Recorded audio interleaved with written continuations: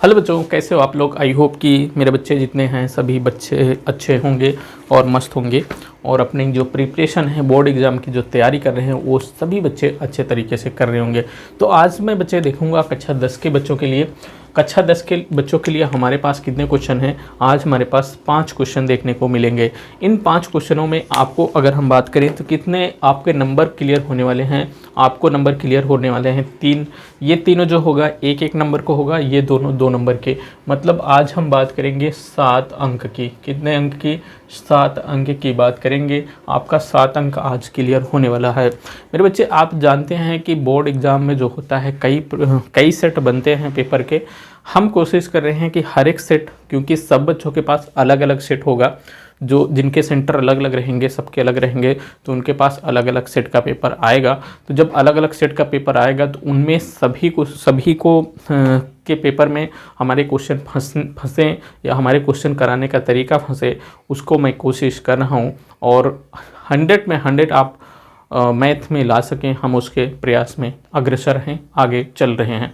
तो चलिए बच्चे, इसी के अकॉर्डिंग में चलते हुए अपने बच्चों को 100 में 100 दिलाने के लिए, मतलब 100 में 100 दिलाने के लिए हम कोशिश में लगे हुए हैं और उसी के कोशिश में चलते हुए हम कुछ क्वेश्चन को और लाए हैं। आने वाले जो समय होगा उसमें भी और क्वेश्चन लाया जाएगा, जिससे कि आप जो आपकी तैयारी है, जो हमसे बच्चे तैयारी किए हैं हमारे यूट्यूब चैनल से, कक्षा 10 के जो भी बच्चे हमसे तैयारी किए हैं उनको अच्छा मार्क्स आ सके या अच्छा अंक आ सके। चलो मैं इसको डिवाइड करता हूँ दो भागों में। अब हम क्वेश्चन को पढ़ते हैं, समझते हैं। यहाँ पे क्वेश्चन को पढ़ेंगे और समझने का प्रयास करेंगे। A, B, C और D है। देखो बच्चा, क्वेश्चन क्या कह रहा है? कह रहा है बहुपद x² - 2x - 3 के शून्यक हैं और ये 2019 में क्वेश्चन पूछा गया है। इस तरीके से क्वेश्चन आपको 2024 में आने की बहुत ही संभावना है, तो इसलिए हम इस तरीके से क्वेश्चन को लेकर आए हैं। देखो, कह रहा है कि बहुपद ये है, ये क्या है? बहुपद है और इसके शून्यक दिए गए हैं ये 3 और 1। कितना है यहाँ पे? 3 है और 1 है। 3 और -1 -3 और -1 -3 और 1 है। ये क्या है? इसके शून्यक दिए गए हैं और हमको ये समीकरण दिया गया है, इसके शून्यक ये हैं। तो हमको देखना है कि इसमें से इसके कौन से शून्यक होंगे। अगर मेरे बच्चे आप जानते होंगे, आप जैसे आपके पास 2 शून्यक, क्या मान लेते हैं 2 और 3 आपके पास शून्यक हो गया, इससे आप एक समीकरण बनाने के लिए फार्मूला जानते थे क्या? x² - 2 दोनों शून्यकों का योगफल, शून्यकों का योगफल इंटू x माइनस गुणनफल किसका? शून्यकों का गुणनफल। अब मेरे बच्चे, जैसे x² माइनस ये दोनों शून्य कितना है? 3 2 5। अगर इनका योग करोगे तो 3 2 5 हो जाएगा इंटू x, और प्लस दोनों शून्यकों का गुणनफल करोगे तो 3 और 2 का गुणनफल कितना हो जाएगा? 6 बराबर कितना हो जाएगा? x² माइनस 5 का इसके मल्टीप्लाई करोगे तो 5x + 6 बराबर कितना हो जाएगा? 0। इस तरीके से आपका एक समीकरण देखने को मिलता था। अगर आप देखें, अब यदि आपके पास 2 शून्य दिए रहते थे तब। यहाँ पे मेरे बच्चे बात करेंगे कि आपके पास क्या है, एक समीकरण दे ही रखा है, अब इसके शून्यक निकालना है। यदि इसको हम समीकरण को हल कर दें तब हमारे पास शून्यक निकल आएगा। हम इसको 2-3 तरीके से हम इसको सॉल्व कर सकते हैं। जैसे देखो, एक तरीका आपके पास है, इस समीकरण को हल कर दो। जैसे x² - 2x - 3 बराबर 0 आप ले लेंगे। अब देखो, इसको इस तरह इसके गुणांक से मल्टीप्लाई करोगे तो 3 × 9 3, 3 में से 1 जाएगा तो 2 होगा। तो आप क्या करोगे? x² - 3x + x - 3 बराबर 0। देखो, इस बीच वाले को हम क्या करते हैं? तोड़ते हैं 2 भागों में। इस तरीके से तोड़ेंगे, इसके ऊपर कोई असर ना पड़े। जैसे 3x में से 1x घटाओगे, -3x में से 1x घटाओगे तो -2x बचेगा। तो -2x यही तो बचेगा ना, इसमें कोई फ़र्क नहीं पड़ा। अब देखो, इसमें कॉमन लेगो तो x कॉमन होगा, इसके पास x बचेगा, इसके पास -3। यहाँ पे क्या 1 कॉमन ले लो, जब इसके पास कोई कॉमन नहीं रहता तो 1 कॉमन लिया जाता है। अब देखो, इन दोनों के पास एक कॉमन ले लिए तो यहाँ पे x - 3 बचा बराबर 0। एक कोष्टक में इसको ले लो, मतलब x+1 ले लिए, और एक कोष्टक में इन दोनों को ले लो x-3 बराबर क्या हो गया 0। अब लेना यदि आपके पास x+1 बराबर 0 कर लें तो x बराबर क्या हो गया -1 हो जाएगा। यदि हम इसको क्या कर लेते हैं x-3 बराबर 0 तो x बराबर कितना हो जाएगा 3 आ जाएगा। तो मतलब हमारे पास जो इसमें से मूल निकल के आएगा, एक तो 3 होना चाहिए और दूसरा क्या होना चाहिए -1 होना चाहिए। तो आपको ऑप्शन कौन सा देखने को मिल रहा है, ये वाला ऑप्शन आपको देखने को मिल रहा है। चलिए यहाँ पे हो गया ना। दूसरा तरीका हम इसको सॉल्व करने का और बताते हैं कौन सा तरीका है। जैसे आप देखो यहाँ पे ध्यान देना, दोनों शून्यकों का योगफल क्या है, यहाँ पे दोनों शून्यकों का योगफल है ना, और यहाँ पे देखो माइनस लगा हुआ है। अब देखना समीकरण जो देखने को मिल रहा है, यहाँ पे माइनस है, यहाँ पे क्या है माइनस है, यहाँ पे भी क्या है माइनस है, चलो यहाँ पे भी क्या है माइनस है। इस और इस माइनस को हम कैंसिल कर दें, चलो कैंसिल हो गया ना, हट गया। इस और इस माइनस को क्या कर दो मेरे बच्चे, कैंसिल कर दो, इस माइनस से आप कोई मतलब नहीं। अब आपको ऐसे शून्य को योगफल करना कि क्या हो जाए 2 के बराबर हो जाए। देखो कौन सा शून्य, -3 में से एक जोड़ोगे -3 और एक जोड़ोगे तो कितना आएगा -2 आएगा।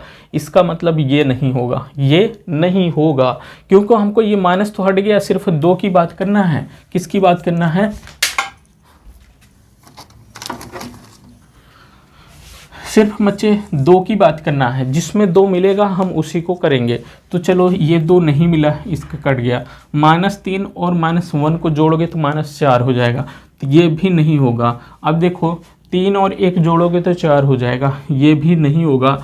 देखो 3 में -1 जोड़ोगे तो कितना आएगा 2 निकल कर आएगा। इसका मतलब ऑप्शन कौन सा हुआ, सी वाला ऑप्शन हो गया। ठीक, इतना मतलब ये कैलकुलेशन करने की ज़रूरत नहीं है, आप सिर्फ ऐसे देखेंगे, ऐसे लगा देंगे, ऑप्शन कैसे निकलेगा, ऐसे निकल गया। और भी तरीका है, 2-3 तरीके हैं जो इसको सॉल्व कर सकते हैं, लेकिन हाँ चलो इतना ही तरीका आप रखो, क्योंकि आपको रिवीजन भी करना रहेगा हमारे वीडियो को देखकर। तो हम कोशिश करेंगे कम ही तरीका बताने का, जिससे कि आप एग्ज़ाम में वही तरीका अप्लाई कर लो और वही तरीके से आप क्वेश्चन को सॉल्व कर लो। चलो आपके दिमाग में भी बैठना चाहिए जो हम बता रहे हैं। देखो एक तरीका तो ये हो गया इस तरीके से, और मतलब एक तरीका ये हो गया, दूसरा तरीका मैंने ऑप्शन से कैसे आप निकाल सकते हो उसको बता दिया। चलो यहाँ तक हो गया, आगे चल लेते हैं। नेक्स्ट वाला क्वेश्चन इसी में देख लेते हैं, दूसरा वाला। चलिए बच्चा मैं दूसरे वाले क्वेश्चन की तरफ चल लेता हूँ। दूसरा वाला क्वेश्चन कह रहा है कि एक द्विघात बहुपद के अधिक से अधिक शून्यकों की संख्या हो सकती है। देखो द्विघात बहुपद में शून्यकों की संख्या अधिकतम कितनी हो सकती है, तो आप बताना बच्चे 2। अगर 3 घात होता तो उसमें शून्यकों की संख्या कितनी होती, 3 होती।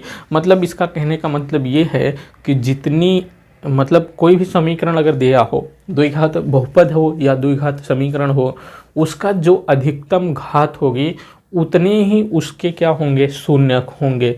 जैसे 3 घात का बहुपद है तो उसके 3 शून्यक होंगे, 2 घात का बहुपद है तो उसके ज़्यादा से ज़्यादा 2 ही शून्यक होंगे। तो आप इसमें करेंगे एक द्विघात बहुपद के अधिक से अधिक शून्यकों की संख्या कितनी हो सकती है। 2019 में क्वेश्चन पूछा गया है और ये ऑप्शन में क्वेश्चन आपको देखने को मिल सकता है। तो आप अधिक से अधिक कितना लगाएंगे, 2 लगाएंगे। अधिक से अधिक कितने शून्यक हो सकते हैं, 2 से ज़्यादा शून्यक नहीं हो सकते हैं। जैसे ये द्विघात बहुपद है, इसमें देखो x के पावर कितना है 2 है, ये x के पावर 1 है, लेकिन हम देखेंगे x के सबसे ज़्यादा पावर किसके पास है, तो x के सबसे ज़्यादा पावर इसके पास है। तो इसका क्या है 2 पावर है, मतलब 2 घात है, तो इसके मतलब इसके 2 ही शून्यक, ज़्यादा से ज़्यादा 2 ही शून्यक मिल सकते हैं, इससे ज़्यादा कोई शून्यक नहीं मिल सकता। अगर इसके x के पावर 3 पावर होती, x का 3 पावर होता तो उसके ज़्यादा से ज़्यादा 3 शून्यक मिल सकते हैं। ठीक, चलो आई होप कि यहाँ तक बच्चे क्वेश्चन क्लियर हुआ होगा, किसी को दिक्कत नहीं होना चाहिए। चलिए आगे देख लेते हैं हम अपने तीसरे वाले क्वेश्चन की तरफ। एक द्विघात बहुपद जिसके शून्यक 5 और -3 है, 5 और -3 2 शून्यक दिए गए हैं। तो हमको इसमें क्या करना है, समीकरण हमको देखना है कौन सा समीकरण आपका सही होगा। इस तरीके का ऑप्शन देखने को मिल सकता है। इसको मैं जानबूझ कर रखा हूँ, शायद ये भी 2019 में आया है, लेकिन इसके क्वेश्चन को मैं जान के रखा हूँ। अभी मैंने आपको बताया था बच्चे, आपके पास दो शून्यक अगर पता हो तो आप फार्मूला क्या जानते हो, आप जानते हो क्या, एक्स स्क्वायर माइनस दोनों शून्यकों का योगफल।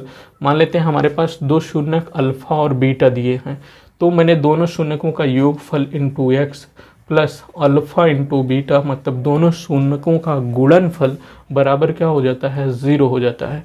अब मेरे बच्चे ध्यान देना कि ये जो है दोनों शून्यकों का गुणनफल दर्शा रहा है, मतलब जो लास्ट में है ये दोनों शून्यकों का गुणनफल दर्शा रहा है। इसका मतलब कि इसमें जो होगा, ये जो लास्ट वाला होगा, ये दोनों शून्यकों का क्या दर्शाएगा, गुणनफल दर्शाएगा।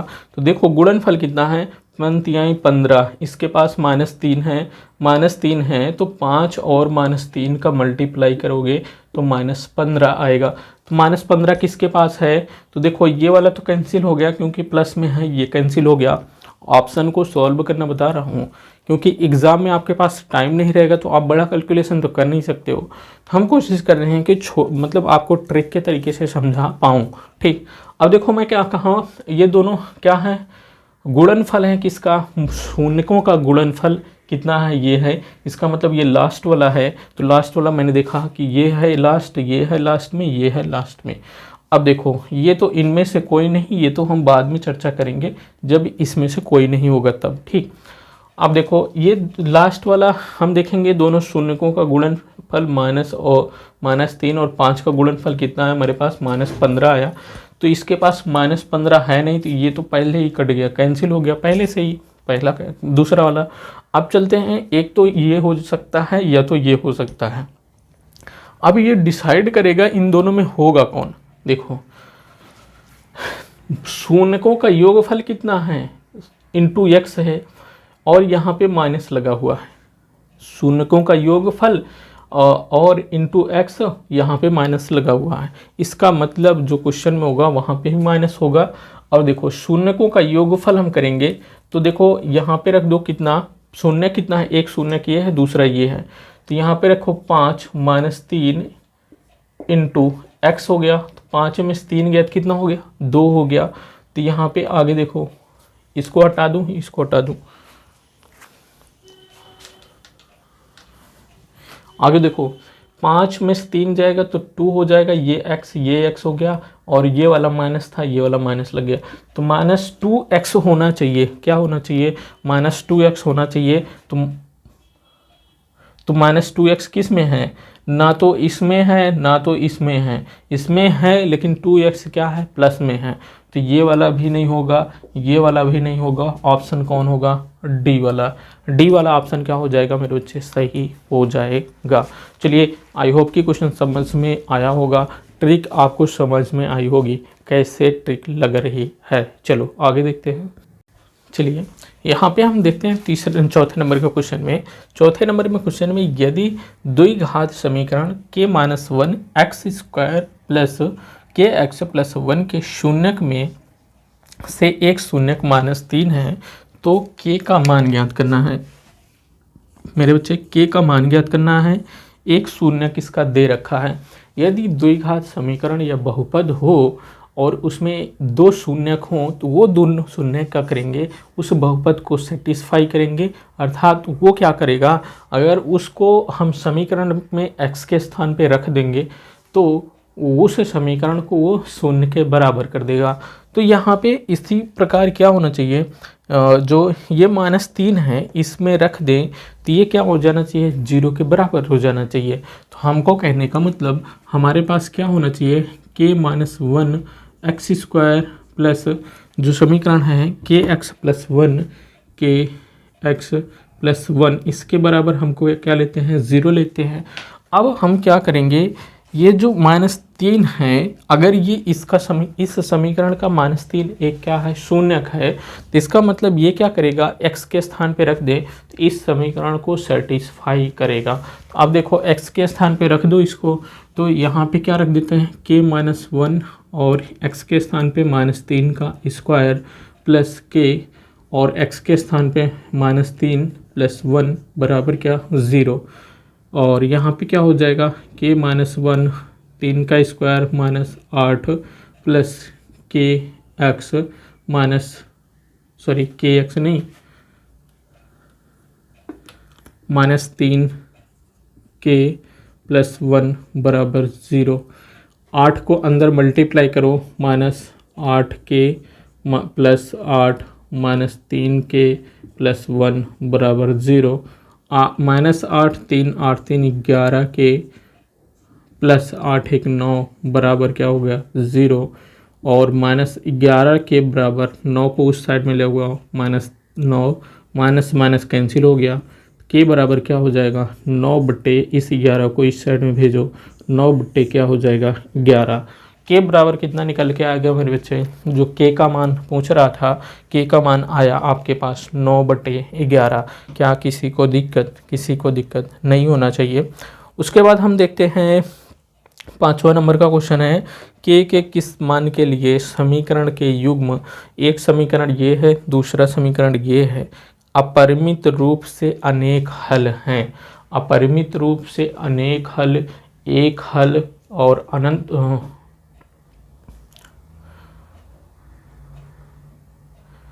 अनेक हल, एक हल, अनंत हल के लिए आपको अगर देखेंगे तो, और यहाँ पे के का मान भी ज्ञात करना है। देखो बहुत ही आसानी के साथ ये क्वेश्चन लगेगा आपको।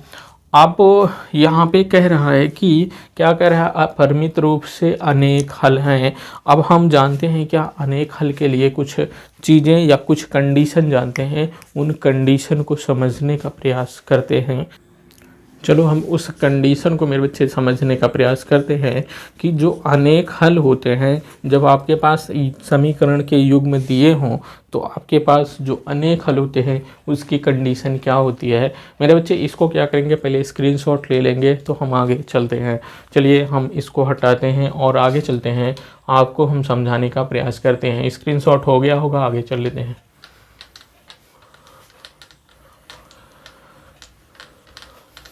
देखो यदि हमारे पास दो समीकरण के युग्म, मान लो हमारे पास पहला समीकरण मान लेते हैं a1x + b1y + c1 बराबर 0, एक समीकरण। दूसरा समीकरण a2x और b2y + c2 बराबर क्या हो 0 हो। अब आपके पास कह रहा है अनेक हल के लिए, क्या अनेक हल के लिए क्या होता है कंडीशन। अनेक हल के लिए कंडीशन ये होता है कि a1/a2 क्या होता है a1/a2 और ये बराबर होगा b1/b2 और ये बराबर होगा c1/c2। मतलब a1 ये है, a2 यहाँ है, b1 ये, b2 ये, c1 ये, c2 ये क्या होंगे आपस में बराबर होंगे, इनका अनुपात क्या होगा आपस में बराबर होगा। अब देखो इसी तरीके से देखो एक समीकरण ये है, दूसरा समीकरण ये है। अब इसी को भी हम लिखते हैं और इसमें के का मान ज्ञात करना है। के किस मान के लिए, तो हमको के का मान ज्ञात करना है। अपरिमित रूप से अनेक हल हैं। हम देखा अनेक हल के लिए कंडीशन ये होती है और ये इन्होंने कह रहा अनेक हल हैं, तो हमको के का मान निकालना है। कैसे निकलेगा उसका हम बताते हैं। पहले आप समीकरण ये लिख लो, ये वाला लिख लो, तो हमारे पास क्या आता है, हम लिखते हैं अब क्वेश्चन से। यहाँ पे आप लिख लेना प्रश्नानुसार या प्रश्न के अनुसार। हम क्या कर देते हैं, हमारे पास क्वेश्चन क्या है, जो समीकरण क्या है 2x + 3y, 2x + 3y बराबर 5 है। इस 5 को इस साइड में लेकर आओ, 2x + 3y - 5 बराबर 0। एक समीकरण ये हमको देखने को मिला। दूसरा समीकरण देखें, यहाँ पे 4xky बराबर 10। यहाँ पे हम देखते हैं क्या 4x + ky बराबर 10 है। 4x + ky और इस 10 को इस साइड में करो, -10 बराबर क्या होता है, -10 बराबर क्या होगा 0 होगा। ठीक, इतना समझ में आया, किसी को दिक्कत नहीं दिक्कत। चलो आगे देखते हैं। अब क्या करना है, ये A1 इससे तुलना करना है इस वाले समीकरण से। तो A1 के स्थान पे क्या है, 2 है, तो A1 के स्थान पे 2 रख देना अपान A2 के स्थान पे 4 है, 4 रख दो, बराबर B1 के स्थान, जैसे B1 यहाँ पे B2 यहाँ पे, तो B1 के स्थान पे 3 है और B2 के स्थान पे क्या है, K है। और यहाँ पे देखना C1 के स्थान पे क्या है, -5 है और C2 के स्थान पे क्या है, -10 है। अब देखो माइनस से माइनस कट गया, 5 का नम 5 और 5 दूनी 10, ये 2 एक नम 2, 2 दूनी 4 हो गया, तो 1/2 बराबर 3/K बराबर 1/2। अब इसमें किसी भी 2 को ले लेना, मतलब मान लेते हैं हम इन दोनों को लेते हैं। जब हम इन दोनों को लिए तो हमारे पास 1/2 बराबर 3 कितना हो गया, K। इसको इस साइड में, इसको इस साइड में मल्टीप्लाई करोगे तो K बराबर क्या हो जाएगा, 2×3 6 निकल कर आएगा। K का मान कितना निकल कर आएगा मेरे बच्चे, 6 निकल कर आएगा। तो आई होप कि क्वेश्चन समझ में आया होगा, किसी को दिक्कत नहीं होगी। चलो यहाँ तक हो गया। इसके बाद हम चलते हैं आगे नेक्स्ट वाले क्वेश्चन की तरफ हम चलेंगे। अच्छा हो गया अपना आज का क्वेश्चन हो गया। और ये देखो यहाँ पे देखो बहुत ही इंपॉर्टेंट क्वेश्चन, ये 2023 में क्वेश्चन पूछा भी गया है। 24 में इसी तरीके से दूसरा क्वेश्चन आपको देखने को मिल सकता है। तो आप क्या करें, इसको अच्छे तरीके से समझने का प्रयास करें। जितना हमने क्वेश्चन इस चैप्टर से जितने सारे क्वेश्चन करवाए हैं बहुपद से, उन क्वेश्चनों को जाकर मेरे बच्चे जाकर हमारे प्लेलिस्ट में जो भी वीडियो है उसको ज़रूर देखें। और मैं आशा करता हूं कि आप एग्ज़ाम में 100 में 100 ज़रूर लाएंगे। चलिए बच्चे, इसी वीडियो के साथ हम क्या करेंगे, आज के सेशन को कंप्लीट करने का प्रयास करेंगे। और आज मेरे बच्चे देखें, आज के जो सेशन है, इस सेशन में आपने देखा कितने मार्क्स आप यहाँ से देख लिए 1 नंबर, यहाँ से देख लिए 1 नंबर, यहाँ से 1 नंबर, मतलब 3 नंबर। तो यहाँ से इन सभी से क्या हो गया, 3 नंबर क्लियर हो गया, 2 नंबर यहाँ से, 2 नंबर यहाँ से, 4 नंबर मतलब ये दोनों क्वेश्चन से हो गया, 3 नंबर यहाँ से, 7 नंबर आज का आपको क्लियर हो गया। किसी को कोई डाउट नहीं होना चाहिए। आई होप कि सेशन समझ में आया होगा और किसी को दिक्कत नहीं होगी। तो चलिए अगले सेशन में इसी तरीके से अगले सेशन में फिर मिलते हैं। तब तक के लिए जय हिंद।